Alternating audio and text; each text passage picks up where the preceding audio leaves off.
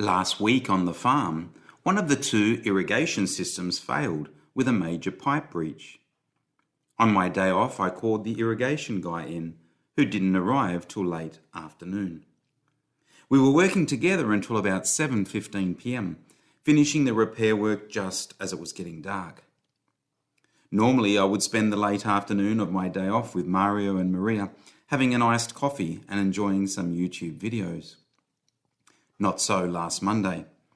On days like that, of which there are a number, I find myself asking why I'm doing what I'm doing up there, when I could be relaxing on my day off. But then I remember the words of God to Adam in Genesis chapter 3. Because you have eaten of the tree of which I commanded you, you shall not eat of it. Cursed is the ground because of you. In toil you shall eat of it all the days of your life. Thorns and thistles it shall bring forth to you. In the sweat of your face you shall eat bread till you return to the ground. For out of it you were taken. You are dust, and to dust you shall return.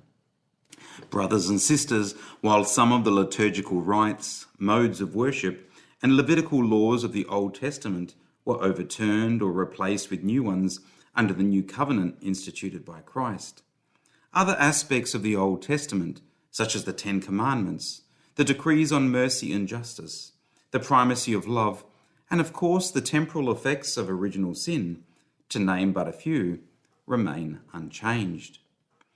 One of those temporal effects of the fall was the ejection of humanity from the Garden of Eden, which was free of all natural faults and physical evil. For instance, I suspect there were no floods or droughts, heat waves or hailstorms, or perhaps even pesky flies or mosquitoes in the Garden of Eden.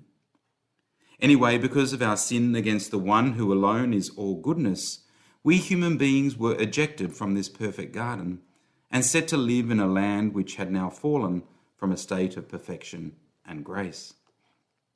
Whereas in the Garden of Eden all our needs were provided by God, we now had to start working for our food, our shelter, and all the other necessities of life.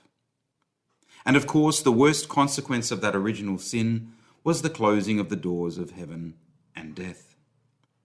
God, in his mercy and love, though, made sure the story didn't end there. As we know, God sent his Son, who would institute a new covenant, through which he would provide a means by which we may attain our heavenly inheritance once more. However, God, in his justice and righteousness, didn't then indiscriminately take away the temporal effects of original sin, such as the need for us to work for a living. In fact, these effects of original sin remained, not just as a punishment for sin, but also that we may be sanctified and saved through them.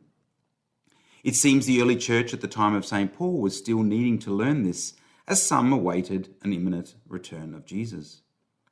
In the Thessalonian church and perhaps elsewhere, some of the Christians decided to stop working and just wait for Jesus to return. God, in their minds, I suspect, was doing all the work. You can imagine how this may have come to pass. Before Christ, under the Old Covenant, you had to do so many things to be justified: circumcision, ritual washing, attending annual feasts, and the like. Now St. Paul was crisscrossing the empire telling people they are saved by faith. They are saved by grace. No amount of ritual observance could save them. However, brothers and sisters, as I've told you many times, Catholicism is not so simple. We are a both ands faith. And so while faith and grace save us, faith without works is dead, and grace always works with nature, not without it. So we encounter here two of the both ands of Catholicism: faith and works, grace and nature.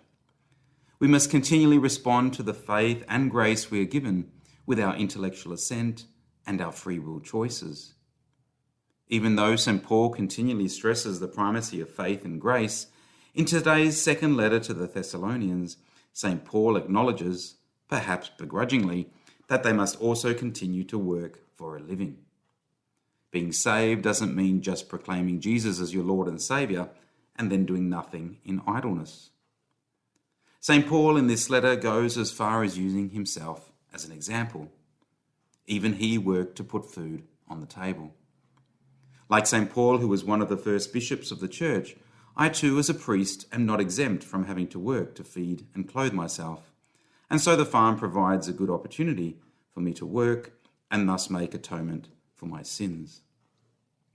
Brothers and sisters, we have to humbly accept our lot, to accept the consequences of sin. For if we don't, and instead rebel against it, it will be for us as the arrogant and the evildoers, who, as the prophet Malachi warns, will be like stubble burning in the furnace. So let us get to work, not only to feed ourselves, but also in humble obedience to God's eternal decrees, cooperating in our sanctification and salvation, and by accepting sin's consequences in the way every other human being has had to before us since Adam and Eve. And if we do this, working towards our salvation with fear and trembling, and fearing his name, as Malachi says, then the Son of Righteousness will shine out his healing rays upon us.